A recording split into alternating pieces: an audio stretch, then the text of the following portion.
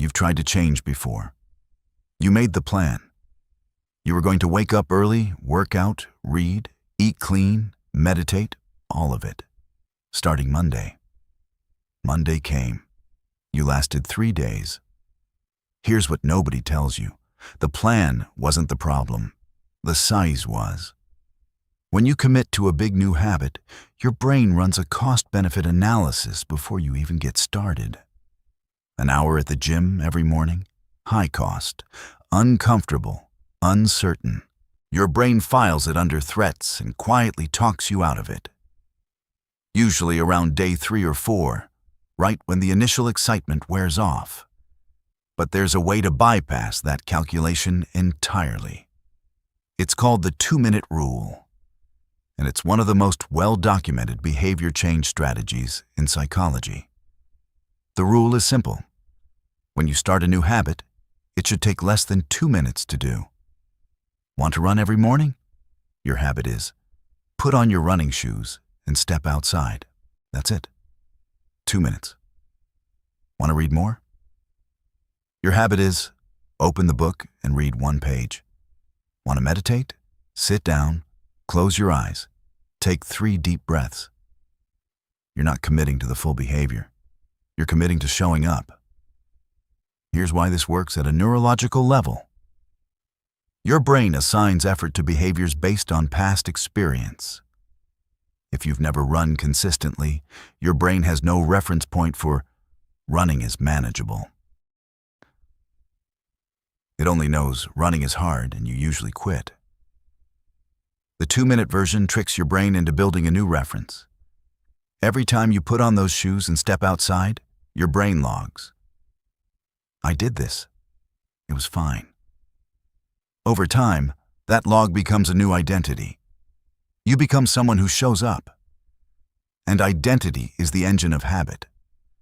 Most people try to change their behavior first and hope their identity follows. That's backwards. When you show up consistently, even for 2 minutes, you cast a vote for who you are. Enough votes, and the identity shifts. Once you see yourself as someone who exercises, the workout stops being a chore. It becomes something you just do. Now, you might be thinking, but 2 minutes isn't enough to actually get fit or actually learn something or actually make progress. You're right. 2 minutes isn't the goal. 2 minutes is the door. Once you're in motion, most of the resistance disappears. The hardest part of any habit is starting. Not the middle. Not the end. The start. When you reduce the start to almost nothing, you remove the biggest obstacle between you and the behavior you want. Most days, you'll do more than 2 minutes. You'll put on the shoes, step outside, and run for 30. You'll open the book and read for an hour. The 2-minute rule isn't a ceiling. It's a launch pad.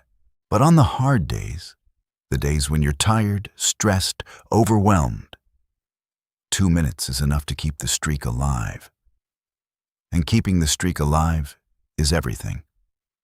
James Clear, who wrote Atomic Habits, puts it this way: never miss twice. 1 missed day is an accident. 2 missed days is the start of a new habit, the habit of not showing up. The 2-minute rule makes sure that even on your worst days, you show up for at least 2 minutes. And that changes everything. So pick one habit you've been trying to build. Strip it down to its smallest possible version. Not the full version, the door version. The version that takes 2 minutes or less. Write it down. Do it tomorrow morning before your brain has time to negotiate. And then do it again the next day. See you next week. See